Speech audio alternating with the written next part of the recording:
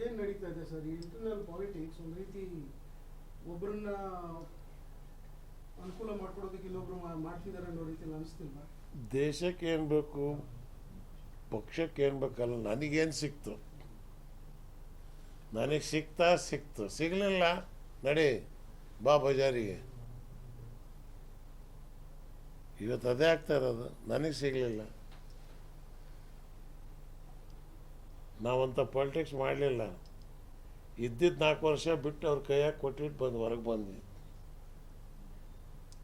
4 ವರ್ಷದ MLC ಅವ್ರ letter ಅವ್ರ ಕೈಯಾಗ ಕೊಟ್ಟು ಹೊರಗೆ ಬಂದ್ವಿ. ಕಾರಣ ನ್ಯಾಯ ಅನ್ಯಾಯ ನಾನು ಕಾಂಗ್ರೆಸ್ ಪರ ಅಂತ ಕೇಳ್ತಾ ಇಲ್ಲ. ಪ್ರಜಾಪ್ರಭುತ್ವ ಇದ್ದಿದ್ರೆ ನೀವ್ ಹೇಳ್ದಂಗೆ ಮುಸ್ಲಿಂ ಅವ್ರಿಗೆ 4-5 ಸೀಟ್ ಕೊಡ್ತಿದ್ರು, ನೀವ್ ಹೇಳ್ದಂಗೆ ಸಿಎಂ ಇಬ್ರಾಹಿಂ ಕರ್ದು ರಾಜ್ಯ ಕಾರ್ಯಾಧ್ಯಕ್ಷರು ಮಾಡ್ತಿದ್ರು, ನೀವ್ ಹೇಳ್ದಂಗೆ ಇಬ್ರಾಹಿಂ ಅವರು ವಿಪಕ್ಷ ನಾಯಕ ಮಾಡ್ತಿದ್ರು ವಿಧಾನಸಭೆಯಲ್ಲಿ, ವಿಧಾನ ಪರಿಷತ್ನಲ್ಲಿ.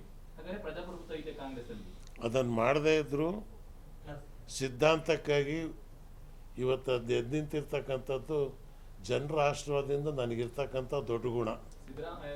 ಇಬ್ರಾಹಿಂ ಅವರು ಸಿದ್ಧಾಂತ ಬಿಟ್ಟು ಕಾಂಗ್ರೆಸ್ ಅನ್ನು ಬೆಂಬಲಿಸ್ತಾ ಇದ್ದಾರೆ. ಸಿದ್ಧಾಂತ ಬಿಟ್ಟಲ್ಲ, ಸಿದ್ಧಾಂತ ಇಟ್ಕೊಂಡೆ ನಾನು ಪ್ರಜಾಪ್ರಭುತ್ವಕ್ಕೋಸ್ಕರವಾಗಿ ಇಂಡಿಯಾ ಸಂಘಟನೆಗೆ ಬೆಂಬಲ ಕೊಡ್ತಾ ಇದ್ದೀನಿ. ಇಬ್ರಾಹಿಂ ಅವರು ಮೋಸ ಮಾಡಿದ್ರು.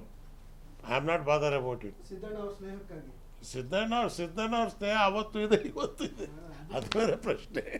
ಮೂರು ಪಕ್ಷದಲ್ಲಿ ಬರೀ ತಮ್ಮ ಮಗ, ಹೆಂಡತಿ, ಸೊಸೆ, ಹಳಿ ಹಿಂಗೆ ಕೊಟ್ಟರೆ ಮೂರು ಪಕ್ಷದಲ್ಲಿ. ಬರೀ ಕಾಂಗ್ರೆಸ್ ಅಲ್ಲಿ ಒಂದು 12, JDS ಅಲ್ಲಿ, ಬಿಜೆಪಿ ಕಡಿಮೆ ಆಗ್ಬಿಟ್ಟಿದೆ ಸರ್. ಈಗ ಅಪ್ಪ ಮಕ್ಕಳು ಕಾಂಗ್ರೆಸ್ ಅಲ್ಲಿ ಬರೀ ಮನೆ ನೋಡಿದ್ರೆ ಪ್ರಜಾಪ್ರಭುತ್ವ ಅಂತ ಇದೆ. ಕಾರ್ಯಕರ್ತರಲ್ಲ ಯಾವ ಪಕ್ಷದಲ್ಲೂ ಇಲ್ವಾ? ಇದ್ರು ಏನ್ ಪ್ರಯೋಜನ ಆಯ್ತು? ಸಿಎಂ ಇಬ್ರಾಹಿಂಗೆ ಬೆಂಗಳೂರು ಸೆಂಟ್ರಲ್ ಕೊಟ್ಟು ಕರೀಬೋದಾಗಿತ್ತಲ್ಲ ಅಂತ ಕಾಂಗ್ರೆಸ್ ಅವರು.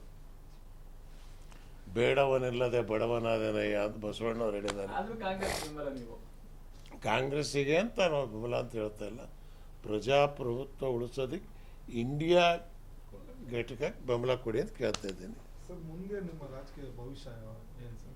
ಭವಿಷ್ಯ ನಿರೂಪಣೆ ಮಾಡೋರು ಅದು ನೋಡಿ. ನೀವು ಏಪ್ರಿಲ್ ಆದಮೇಲೆ ಏನಾಗುತ್ತೆ ಅಂತ ಹೇಳಿ ಅಂತ. ಚುನಾವಣೆ ಹೆಂಗೆ ಬರುತ್ತೆ, ಯಾರ್ಯಾರು ಎಲ್ಲೆಲ್ಲಿ ಹೋಗ್ತಾರೆ, ಯಾವ್ಯಾವ ಪಾರ್ಟಿ ಎಲ್ಲಾಗತ್ತೆ ಅನ್ನಕ್ಕಂಥದ್ದು.